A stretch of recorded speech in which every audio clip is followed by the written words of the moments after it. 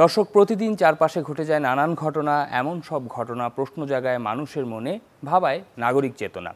তা নিয়ে চ্যানেল 24-এর নিয়মিত আয়োজন ফোকাস পয়েন্টে আপনাদের সবাইকে স্বাগত জানাচ্ছি। আমি শফিকুল ইসলাম সবুজ। আজকে আমরা আলোচনা করব যানবাহনের গতি নিয়ে। সম্প্রতি সরকারের পক্ষ থেকে যানবাহনের গতি নির্ধারণ করে দেওয়া হয়েছে এবং একটি নির্দেশিকা সরকার প্রকাশ করেছে। এ নিয়ে কিন্তু নানা পক্ষের বক্তব্য রয়েছে।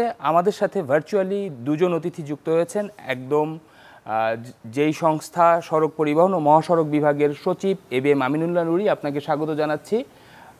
এবং আমাদের সাথে যুক্ত রয়েছেন বাংলাদেশ প্রকৌশল বিশ্ববিদ্যালয় বুয়েটের পুরকৌশল বিভাগের অধ্যাপক ডক্টর এম শামসুল হক। আপনাদের দুজনকে স্বাগত জানাচ্ছি। সর্বোচ্চ ঘন্টায় 30 কিলোমিটার গতিতে যানবাহন মোটরসাইকেল চালানো তাদের জন্য দুরূহ। এক্ষেত্রে দুর্ঘটনা ঘটতে পারে। তাদের বক্তব্য আমরা শুনবো, তারপরে এ নিয়ে সরকার কি ভাবছে এবং বুয়েটের অধ্যাপক কি ভাবছেন সেই বক্তব্য আমরা জানবো। এটা অযৌক্তিক, এটা মেনে নেওয়া যায় না ভাই। কারণ আমি চালাবো 30-এ, আমার পিছনে গাড়ি 60-এ এসে আমাকে মেরে দিবে। এটা আমার লাভ কি হলো? এটা একটা বাচ্চা পোলামেন্টে বললো, এই কথাটা এসে বুঝতে পারবো যে আসলে আমি গাড়ি চালাইতেছি, কোন গাড়িটার কতদূর গতিতে চালানো উচিত এটা সরকারে নির্ধারিত করে দেয়, আবার সরকার এটার পল্টি দেয়। তো সরকারের কোনটা আমরা মানবো? তো একসময় দেখা যাবে যে সরকারই মানা যাবে না। দর্শক, আমরা মোটরসাইকেল চালকদের বক্তব্য শুনছিলাম এবং এ নিয়ে যেহেতু এরই মধ্যে প্রশ্ন উঠেছে, আমরা সরাসরি চলে যাচ্ছি সড়ক পরিবহন ও মহাসড়ক বিভাগের সচিব এবিএম আমিনুল্লাহ নুরী আপনার কাছে। একটু জানতে চাই, আসলে ইলাবোরেটলি একটু বলবেন। আমরা একটা তালিকা পেয়েছি, আপনাদের ওয়েবসাইট থেকে সংগ্রহ করেছি। সেখানে দেখেছি যে বাংলাদেশের সড়ককে 8টি ভাগে ভাগ করা হয়েছে এবং যানবাহনগুলোকে 5 ভাগে ভাগ করে গতিসীমা নির্ধারণ করে দেওয়া হয়েছে। কোন প্রেক্ষাপটে সরকার এই সিদ্ধান্তটি নিয়েছে এবং এর বাস্তবতা কি ছিল আমাদের জন্য? কোন সড়কে কত গতি হবে তা নির্ধারিত থাকা প্রয়োজন, কারণ পৃথিবীর সকল দেশে সকল শহরে বিষয়টা থাকে। তো আমাদের দেশে বিষয়টা দীর্ঘদিন যাবৎ ছিল না। যেমন দুর্ঘটনায় প্রচুর লোক মারা যাচ্ছে, প্রতিদিন 10-20 লোক মারা যাচ্ছে না, তার অন্যতম কারণ কিন্তু মানুষের গতিবৃদ্ধি হওয়া।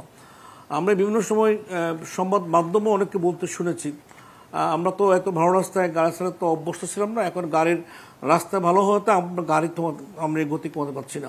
সকল স্টেক হোল্ডার যারা কিন্তু রাস্তা বানায়, আমরা তাদের নিয়ে বসলাম এটা একটা গতি ঠিক করার জন্য। সেখানে আমাদের বুয়েটের একজন সম্মানিত প্রফেসর ছিলেন, প্রফেসর সোহেল মাহমুদ। মূলত ওনাকে আমরা দায়িত্ব দিয়েছিলাম ড্রাফটটা করার জন্য। উনি আমাদের একটা ড্রাফট দেন। এরপরে আমরা যারা সড়ক ব্যবহার করে, যারা সড়ক বানায়, আমাদের প্রকৌশলীরা, তাদের সাথে বসলাম। শেষে আমরা সংক্ষিপ্ত একটা গাইডলাইন আমরা সবার জন্য দিয়েছি। যেভাবে আপনি বলছেন, আমরা একেবারে শহর থেকে শুরু করে গ্রাম পর্যন্ত, কারণ দুর্ঘটনা শুধু হাইওয়েতে ঘটে না। আমি দৈনিক যে সমস্ত দুর্ঘটনা ঘটে যদি আমরা সেগুলি দেখি, এগুলো কিন্তু হাইওয়েতে হচ্ছে, শহরে হচ্ছে, এমনি গ্রামীণ রাস্তা সেখানেও কিন্তু হচ্ছে, উপজেলা সহজ সব জায়গায় কিন্তু হচ্ছে। এই জন্য আমরা মূলত সব রাস্তার জন্য আমরা এটা গতি ঠিক করে দিয়েছি। যদি কোনো অসুবিধা হয়, যদি কোনো অসঙ্গতি থাকে, সেটা আমরা সরাসরি বসে আমরা অনেকগুলো সভা করবো, সবাইকে আমরা অবগত করবো, তারপর আমরা এটা নিয়ে হয়তো আবার রিভাইজ করতে পারি। জি, ধন্যবাদ আপনাকে। আমরা ডক্টর শামসুল হক স্যারের কাছে যেতে চাচ্ছি। সরকার কোন প্রেক্ষাপটে এই সড়কের গতিসীমা নির্ধারণ করে দিল আপনি শুনছেন, আপনি কি বলবেন স্যার? দুর্ভাগ্যজনক হলো সত্যি এই কমিটিগুলি সো নন টেকনিক্যাল হয়, যার ফলে দেখা যায় যারা টেকনিক্যাল পার্সন কথা বলেন এটা অনেকের কাছে মনোপুত হয় না, স্বাভাবিক হওয়ার কথা না, প্রফেশন ডিফারেন্ট।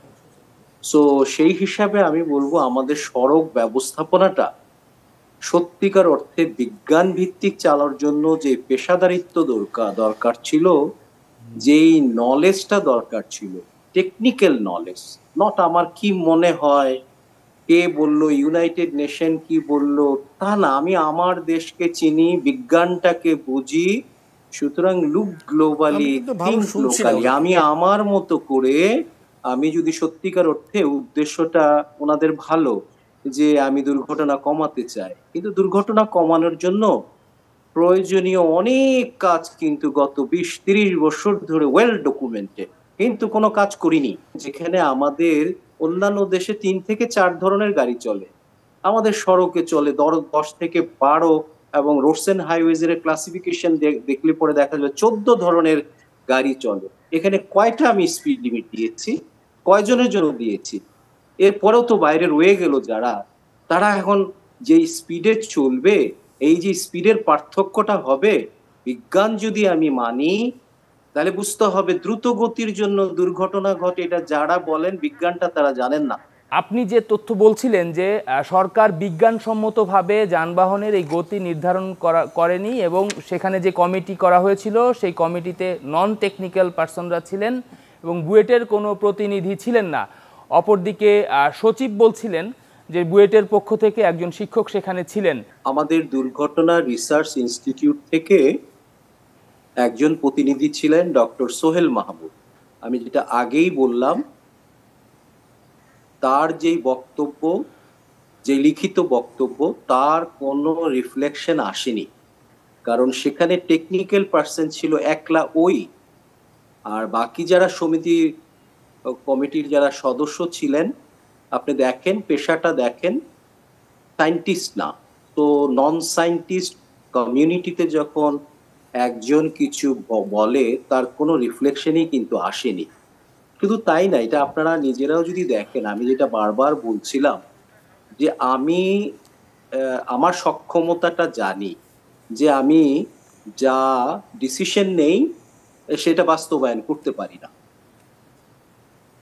তো সেই জায়গায় এই যে শহর এলাকার মধ্যে হোমোজিনিয়াস স্পিড হলে পরে সবার জন্য, আমরা জানি আমাদের গতি এমনিই কিন্তু যানজটে কমে যাচ্ছে, প্রোডাক্টিভিটির যুগ, স্মার্ট উন্নয়নের যুগ, পুরো পৃথিবী নিরাপদে চমৎকার ভাবে ধীরে ধীরে কিন্তু দুর্ঘটনা কমিয়ে নিয়ে আসতেছে, সাথে কিন্তু স্পিডটাকেও কিন্তু মেনটেন করে যাচ্ছে।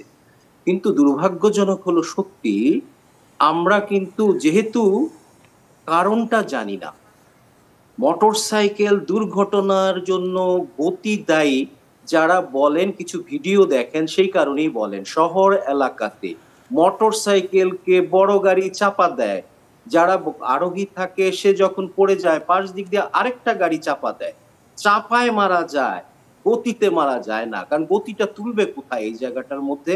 এই জিনিসটা বুঝতে হবে। বিজ্ঞান হলো ডেটা ড্রিভেন। কয়েকজন মিলে বসলাম আর আমি একটা প্রজেক্ট পেলাম, প্রজেক্টের আউটকাম হিসাবে কিছু দিতে হবে। আমার মনে হয় বিজ্ঞানটা অনেক দূরে চলে যায়, যার ফলে এখন যে একই রাস্তার মধ্যে 2-3 ধরনের স্পিডটা আসলো, একটা স্পিডই আমি এনশিওর করতে পারি না, এনফোর্স করতে পারি না। সচিব মহোদয়ের কাছে আপনি নিশ্চয়ই শুনছিলেন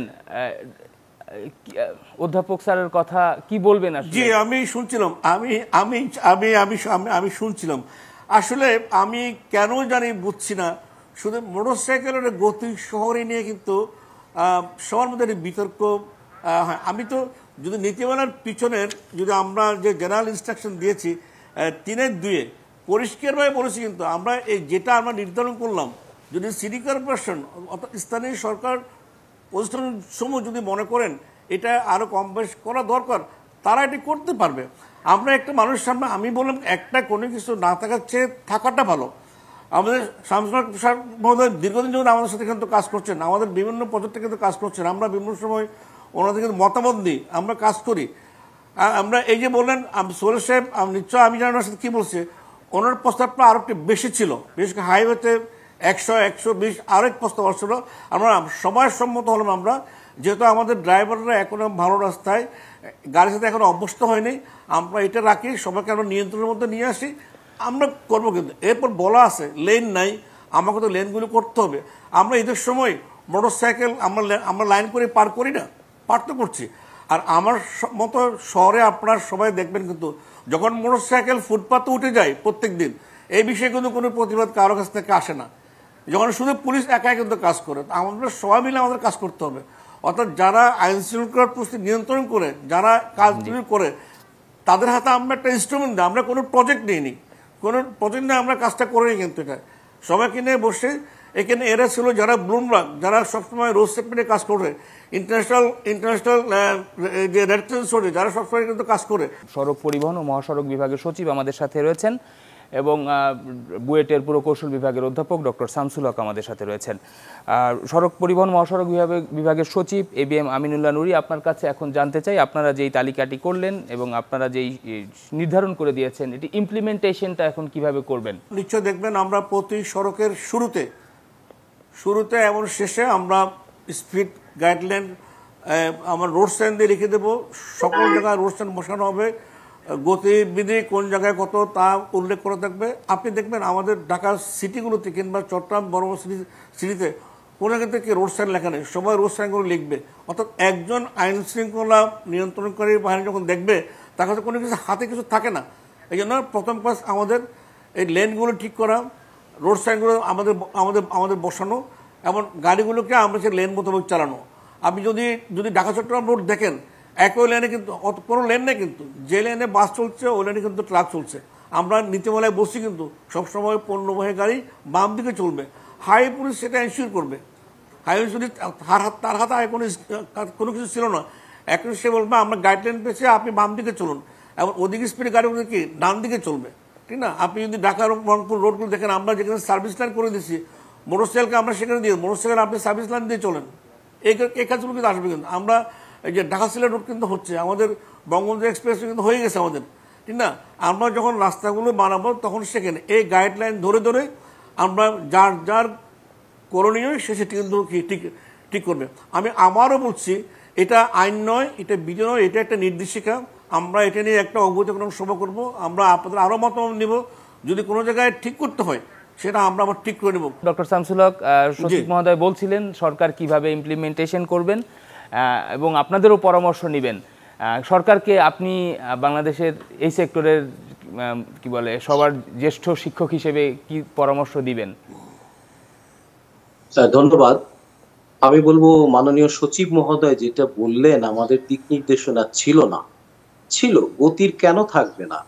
যে কোনো রাস্তা জন্মালেই বিআরটি এর ছিল ন্যাশনাল হাইওয়েগুলি 80-তে চলবে, 80 কিলোমিটার/আওয়ার, এবং আঞ্চলিক মহাসড়কের জন্য কিন্তু নির্ধারণ ছিল, দিক নির্দেশনাও আছে।